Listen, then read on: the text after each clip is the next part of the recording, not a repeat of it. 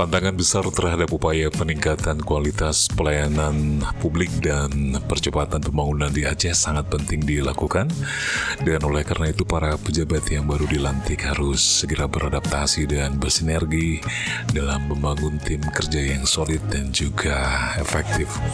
Hal tersebut disampaikan oleh pejabat Sekretariat Daerah Aceh Azwardi ketika membacakan sambutan PJ Gubernur Aceh usai melantik pejabat Eselon 2 di jajaran pemerintah Aceh atas nama PJ Gubernur Aceh di Anjung Permata, Komplek Meligo Gubernur Aceh, Kamis 15 Agustus 2024. Para pejabat yang dilantik hari ini adalah Restu Andi Surya sebagai staf ahli gubernur bidang perekonomian, keuangan, dan pembangunan. Lalu ada Taufik sebagai Kepala Dinas Energi Sumber Daya Mineral Aceh, Teguh Narastia sebagai Kepala Pelaksana Badan Penanggulangan Bencana Aceh. Selanjutnya Akar Arafat sebagai Kepala Biro Administrasi Pimpinan Sekretariat Daerah Aceh, dan Teguh Zulfi sebagai Kepala Biro Pengadaan Barang dan Jasa Sekretariat Daerah Aceh.